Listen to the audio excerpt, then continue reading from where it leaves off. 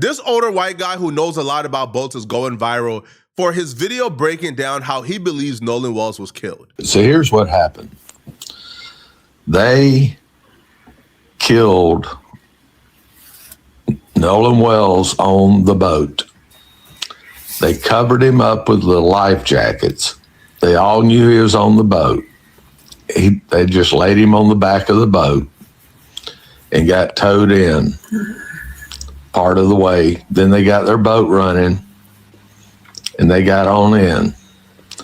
And when they got in, they couldn't figure out where they were going to put him or what they were going to do. This just confirmed to me the boys filing that lawsuit against Al Sharpton was completely clout chasing.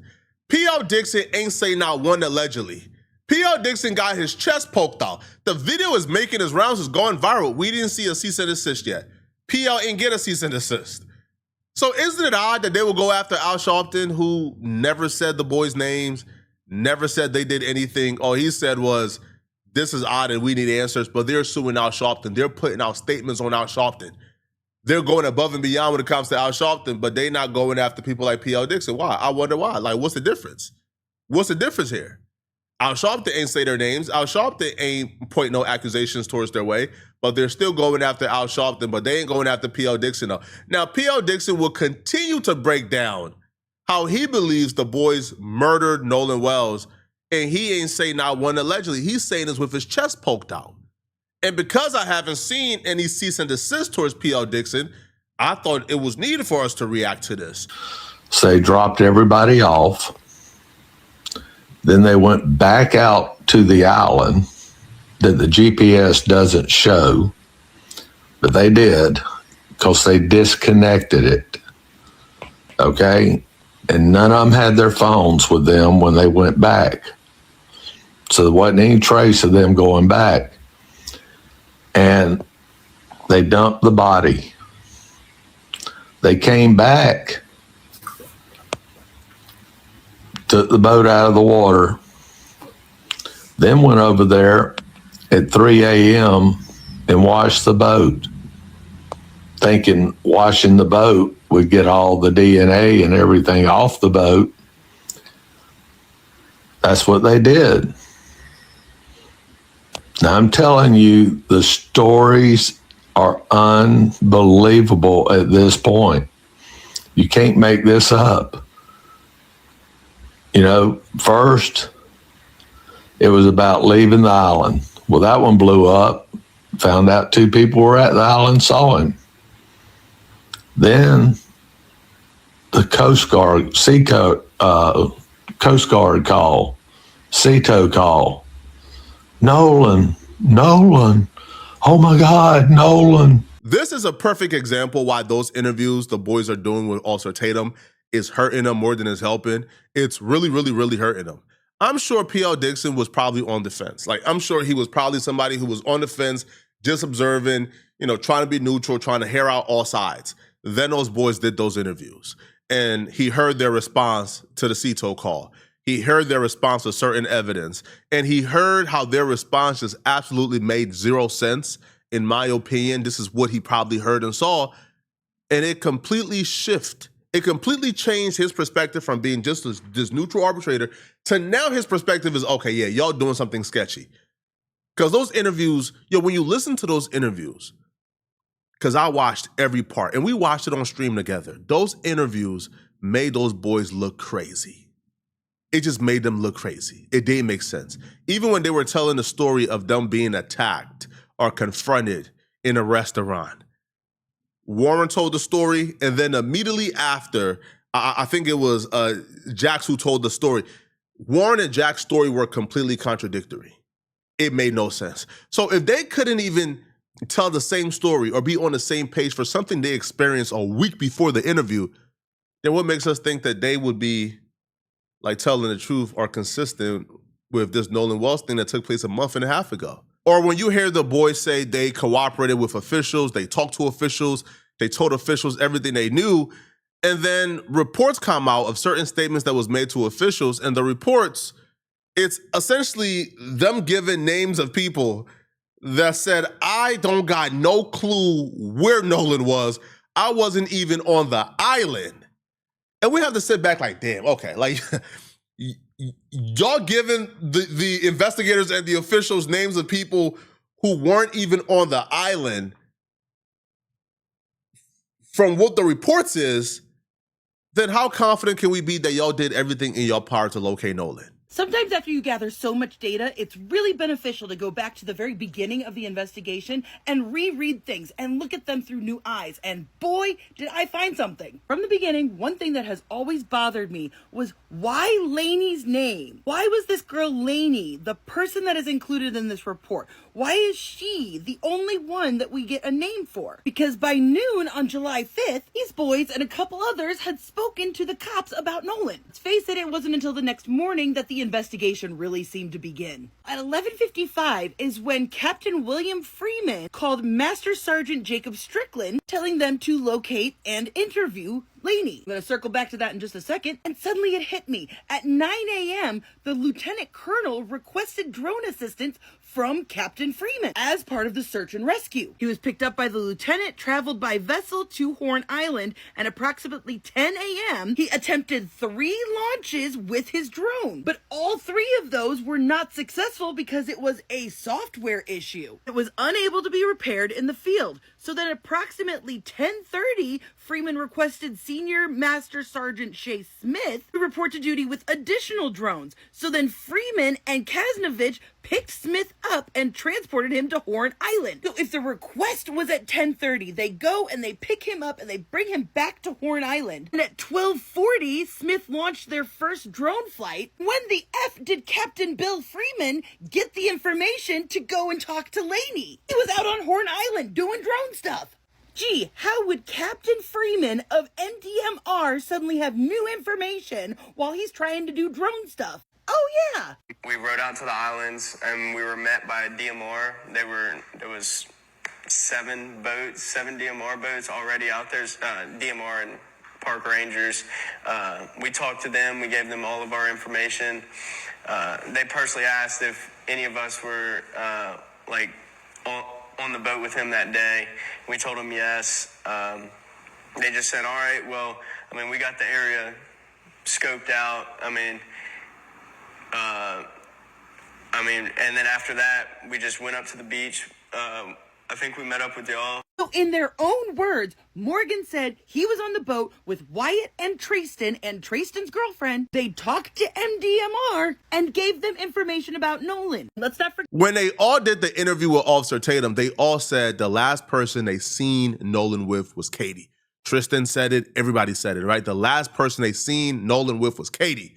But in the report, the girl that the officials was told to contact was a girl named Laney, who apparently was on like Bucks Island or some other island who wasn't even on Horn Island. Why would they misdirect officials in this fashion? And by they, I don't know who told the officials this. I don't know which one of the friends told the officials this. My best guess is Tristan, but I don't know who told the officials this. I'm gonna let J. Marie tell you who she believes told the officials that Laney was the last person seen with Nolan. Get that first drone flight was in the wrong spot. Now, mind you, what time did Trayston wake up that day to help search? From 9:45 to 11:50, 12 o'clock era, about lunchtime. While we were on the water, we talked to a rescue guy. Oh, 11:50 you say? At about 11:50? You mean 5 fucking minutes before this phone call happened? Oh, but let's take a moment. Let's take a moment to see the exact words that are used in this report. Received a call from Captain William Freeman to locate and interview a female subject that was possibly involved with the missing person on Horn Island. Wait a minute! Trayston gave them Laney's name despite knowing the last person he was seen with was Katie. Officer Tatum, lawyers, attorneys, fans, they will listen to people break down exactly why they don't believe the boys, Tristan and others, and then they would literally watch her break down strategically, methodically. They said this, they said this, they said this. This contradicts what they said. Katie was the last person we seen him with. Katie was the last person we seen him with. He was cut up with Katie. Hey, bro, if y'all want to find Nolan, go look at Laney, huh? Why was there misdirection? See, it doesn't make sense. But they will literally listen to people give their train of thought that's logical and then say defamation. At this point, I just don't understand. But it's things like this that's leading to P.L. Dixon and others to come to this conclusion because they got to use their own discernment because they can't trust anything that comes out of the mouth of those boys. Get up. They heard that. Can't make it up. Not making it up. Then there was the phone, Warren's phone. Now, this. And also, last night, we have a bunch of body experts of their body movements in their interviews that they were not telling the truth. That they're body experts, they move their eyes like that or move like that or, they looked up or, something. But I'm telling you, the authorities should use these TikTok creators to solve this case. PL sounds like he got some common sense, a lot more common sense than the people who are actually in charge, than the people with actual power over this case. Like, for example, the Mississippi Attorney General, she literally came out to take questions in regards to this Nolan case, which I don't know why these people continue to make themselves available to answer questions. And then they sit down, wear the makeup, turn on the camera to essentially not answer questions and make excuses and double speak.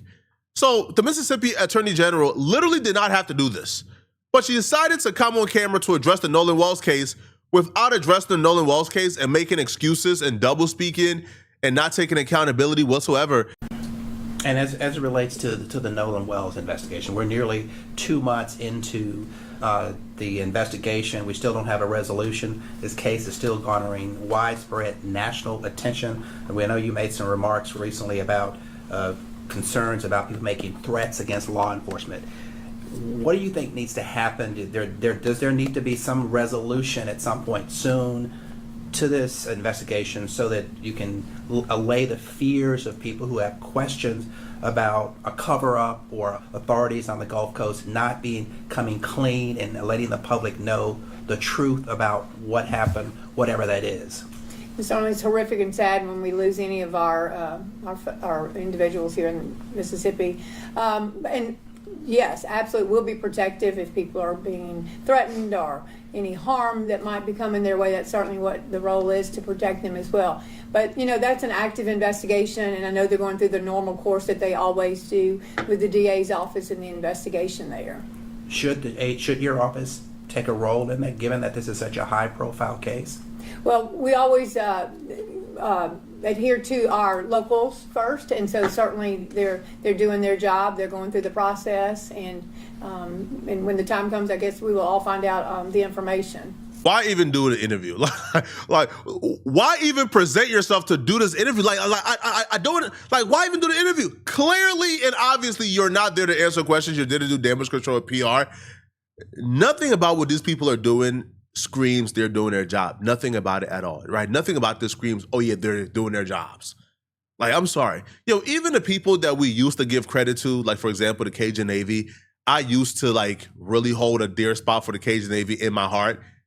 I completely lost respect for the Cajun Navy once, that dude did the Officer Tatum interview, and during the interview, he began to pout and whine and complain that apparently he can't text a married woman anymore. This dude began to pout and complain and blame Benjamin Crump for why he don't have access to a married woman anymore, to why he can't text her at all hours of the day and get a response back. And I'm like, sir, bro, what is going on in that town, bro?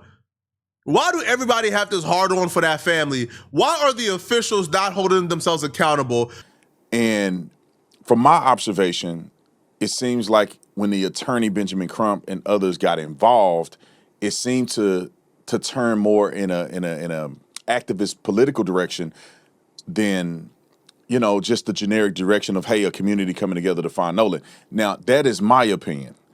Now, you had a closer experience in this because you were in communication with Miss Christine and all of the above.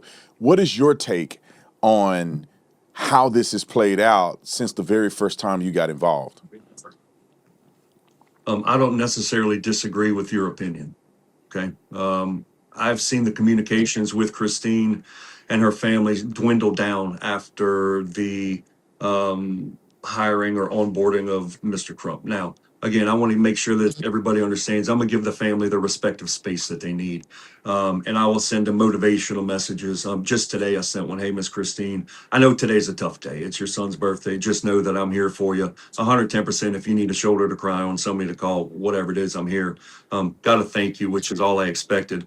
But what I did was watch lengthy communications turn into emojis or the little heart and then thank yous. And it's fine. It's the natural progression of the way the relationship was. But I do feel that that outside influence had something to do with it, without a doubt. And that's my opinion, right? So it's unfortunate, you know, a young man lost his life. That was really off-putting to me, bruh. Sir, the first week, maybe a couple of days when, again, these were two grieving parents, they didn't really have much resources, never lost a kid before. They probably needed your help because you kind of knew certain things about how the process worked. But once they brought in what I believe is, you know, like the power team, once they actually brought in people who are experts, who know exactly how this process goes, what else other than, oh, thank you, like the messages, thank you for reaching out, thank you, oh my God, we appreciate it. What more do you want? You know, why are you trying to dialogue? Why are you trying to have these long, drawn-out conversations with a married woman? She got representatives now, man, okay? If you want to reach her, contact her husband, contact Benjamin Crump, bruh. But to go on Tatum's show, read out messages, and then try to present it as if, man, listen, man, she switched up on me. Man, I don't like that at all, bruh. But y'all let me know in the comment section, what do you guys think about these? All right, what do y'all think, okay? If you're still watching and you want to watch another good video, click on this video right here somewhere on my screen, somewhere here, or here, or here, or here, somewhere on my screen to find out why exactly the feds just took away all hope from Lil Durk at trial today. I'm gonna see you guys in this Lil Durk video. I'm out of here, folks. Peace.